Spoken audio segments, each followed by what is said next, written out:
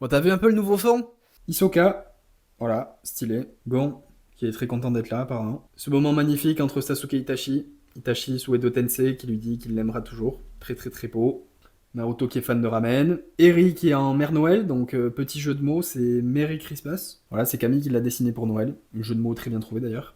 Donc là, on a Rengoku qui est très stylé. Et comme tu peux voir, tu vois, elle faisait tout en noir et blanc. Et elle a juste mis une touche de couleur. Donc là, c'était du rouge orangé, qui le caractérise très bien. Et c'est un peu le même délire pour Meruem, tu vois. Juste du noir et blanc avec du violet. Et là, si tu regardes le niveau de détail, tous les traits là, c'est ça qui donne du relief en fait. T'imagines tous les traits que t'as là? Tout ça, ça donne du relief. Je trouve que c'est extrêmement bien fait. Mais Camille, évidemment, n'est pas satisfaite de son dessin. Elle dit que y a rien qui va. Apparemment, le casque, ça va pas. Le cou, ça va pas. Alors si tu regardes vraiment bien, ouais, tu vois une petite asymétrie sur le casque, tu vois que le cou il est un peu ferme. Mais en vrai, il est pas ultra stylé. Moi je le trouve trop stylé. Et en parlant d'animé, je vais parler un moment sur Hunter x Hunter. J'ai envie de parler de ce que je viens de voir là, c'est l'arc des fourmis chimères. Donc si t'as pas vu, tu veux pas te faire spoil ou alors tu t'en fous, passe jusqu'à ce moment-là. Comme ça, tu vas éviter toute la discussion Hunter x Hunter. Le début de l'arc fourmis chimères, il est un peu long à se lancer. Même si les phases d'entraînement sont intéressantes, le développement de certains persos sont intéressants. Bon, l'arc commence vraiment avec un truc dramatique, donc avec Kaito qui se fait déchiqueter. Et ça va être un peu la trame de l'arc justement, en tout cas pour Gon, parce que Gon il veut vraiment le venger. D'ailleurs, il y a un parallèle intéressant entre Killua et Gon dans cet arc-là, c'est que au début de l'animé, Killua c'est un peu le mec torturé, genre avec une famille de malades. Il vient d'un milieu un peu malveillant. Et Gon c'est un peu l'inverse. Il vit sur une île tranquille, il y a que des touristes et il passe ses journées à s'amuser en fait. Donc ils viennent d'environnements complètement différents. Et dans cet arc-là, en fait, ça s'inverse beaucoup. On voit Killua à plusieurs reprises qu'il y a beaucoup d'empathie et Gon qui devient complètement aveuglé par la haine et la vengeance, etc. La manière dont ça se termine, c'est assez abusé quand même. Gon est très stylé. Les états dans lesquels il passe sont très stylés. Mais sur la fin, c'est assez fort quand même les échanges qu'il a avec Killua, tu vois, le regard de fin. Je vais y laisser ma vie, mais tant pis, je vais aller jusqu'au bout de ce que je voulais faire. Quitte à tout gâcher, quitte à gâcher ma vie entière, juste pour me venger. Et ce qu'on voit souvent dans les animés, c'est que ça sert à rien de poursuivre ta vengeance parce que tu vas rien avoir de bon. Et là, encore une fois, c'est complètement ce qu'ils ont voulu dire, tu vois. C'est que bah, tu peux aller jusqu'au bout de ta vengeance, ok, hein, tu vas fumer la personne que tu as envie de fumer, mais derrière il détruit sa vie entière, tu vois. Le parallèle peut être fait avec beaucoup d'autres animés. Tu peux avoir la vengeance de Sasuke avec Itachi. J'ai beaucoup aimé Yuppie aussi, qui au début est vraiment juste un gros débile qui s'énerve tout le temps, et après il arrive à se canaliser, et après il arrive à avoir une perspective différente, même il fait preuve de compréhension et d'empathie envers les adversaires, donc les humains. J'adore le perso, je trouve son design vraiment stylé, et les possibilités qu'il offre aussi vraiment stylées, parce qu'il peut se transformer en n'importe quoi. Pufu et Pito, je suis moins fan. Pufu, je le déteste un peu. Je pense que son personnage veut qu'on le déteste, tu vois. Et Pito, bon, elle a un design sympa, elle a des pouvoirs très très forts, mais je suis pas plus attaché que ça au perso. Par contre, Meruem est beaucoup trop charismatique. Il est juste meilleur que tout le monde. Il a même pas fait de capacité spéciale, il a pas de coups spéciaux, il a rien, il a juste de la force pure, genre de la force brute.